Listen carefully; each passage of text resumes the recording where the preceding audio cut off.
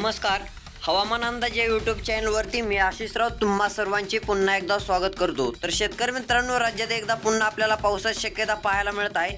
कोणत्या ठिकाणी पाऊस पडणार आहे सविस्तर अपडेट पाहणार आहोत. त्यापूर्वी चॅनलवर जर नवीन असाल तर सबस्क्राईब करा. खूप सारे जण व्हिडिओ पाहतात परंतु सबस्क्राईब करत नाहीत. सबस्क्राईब केलं की काय होईल, रोजची रोज या चॅनलवरती तुम्हाला हवामान अंदाज पाहायला मिळेल. त्यासाठी फक्त सबस्क्राईब करून ठेवायचे आहे. आता तुम्ही जी एक व्हिडिओची क्लिप पाहिली व्हिडिओच्या स्टार्टिंगला, तशा प्रकारे पाऊस जे आहे ते राज्यात झाल्याचं देखील आपल्याला पाहायला मिळालेलं आहे. तर आता पाहायला गेलं एकंदरीत तर आज जी आहे ती सध्या स्थितीला आपल्याला इकडे अहिल्यादेवी नगर, दौंड, जेजुरी, बारामती, इंदापूर, कुरुडवाडी, परंडा, बार्शी, करमाळा, तसेच कर्जत, कडा, जामखेड, चौसाळा असेल.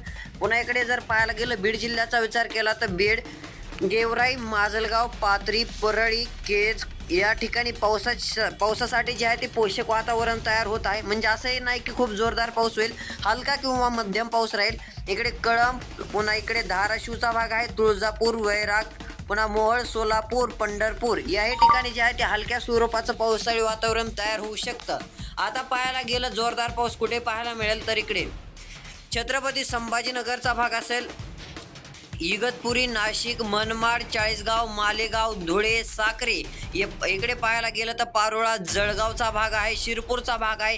याही ठिकाणी पावसाची शक्यता आपल्याला पाहायला मिळत आहे. तसेच शेतकरी मित्रांनो पाहायला गेलं इकडं जामनेर आहे, जळगाव येथील जामनेर, मरकापूर आहे. याही ठिकाणी पावसाची शक्यता आहे. शेतकरी मित्रांनो नांदुरा आहे. याही ठिकाणी आपल्याला जे आहे ती मध्यम ते एका दुसऱ्या ठिकाणी जोरदार पाऊस पाहायला मिळू शकतो.